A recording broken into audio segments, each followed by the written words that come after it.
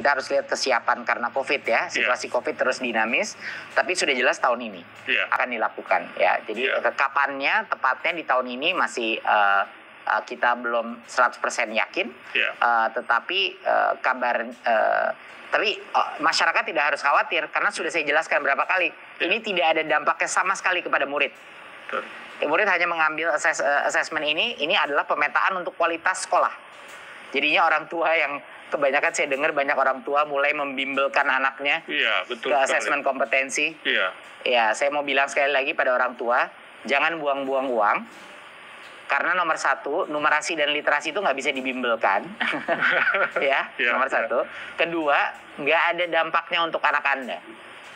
Jadi tidak ada dampaknya untuk anak Anda. Jadi dampaknya itu tidak ada untuk PBDB, artinya masuk sekolah nggak ada dampaknya. Tidak dampak kepada kelulusan, tidak ada dampak kepada angka, itu hanya data buat pemerintah untuk mengevaluasi sekolahnya. Dah, tidak ada sama sekali dampaknya pada anak. Jadi orang tua tidak harus membimbelkan anaknya, karena asesmen ini hanya untuk sekolah, bukan untuk muridnya. Ya, berarti tidak ada alasan sebetulnya orang tua ataupun guru atau tenaga pendidik untuk menolak asesmen itu dilakukan tahun ini juga ya, Mas? Tidak ada alasan sama sekali. Tapi mereka karena terbiasa dengan ujian nasional yang dulu ada. Mereka membayangkannya seperti ujian. Jadi dan saya bisa mengerti itu, orang tua, guru, murid jadi stres. Ini apa ini? Kita nggak tahu, kok kita nggak ada persiapan sama sekali. Tidak. Persiapan yang harus dilakukan hanya persiapan logistik untuk mengambil tes tersebut. Tidak perlu ada preparasi untuk tes ini. Tes ini hanya diagnostik. Kayak tes darah atau rapid test gitu. Ya, seperti apa adanya. Betul, seperti apa adanya. Nggak pakai kita harus latihan untuk ini apa. Enggak. Ini untuk mengetahui. Dan kenapa kita... ini makanya, ini perubahan paradigma yang luar biasa pentingnya. Dulu itu tes itu adalah untuk menghakimi murid ataupun menghakimi sekolah dan apa-apa. Tidak, asesmen nasional itu untuk mengetahui agar pemerintah bisa mengetahui mana yang sekolah yang butuh bantuan dan mana sekolah yang bisa bantu kita. Saya ulang lagi ya, Mas Usman, karena ini penting banget. Kalau orang nanya saya, asesmen nasional itu buat apa sih, Mas Menteri? Gini aja deh, buat orang awam. Kalau kita tidak melakukan pemetaan secara nasional, kita nggak bakal tahu sekolah mana yang perlu bantuan tambahan dari kita, yang benar-benar perlu bantuan. Dan yang kedua, sekolah mana yang bisa ngebantu kita.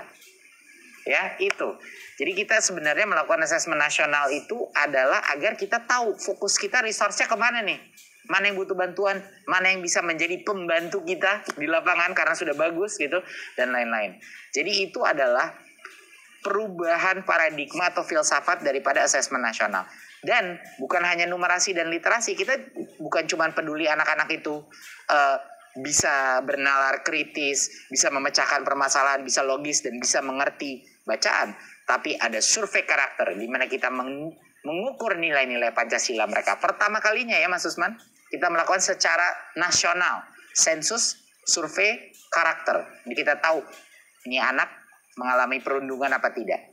Ini anak di dalam suatu komunitas yang ada intoleransi apa tidak, iya kan?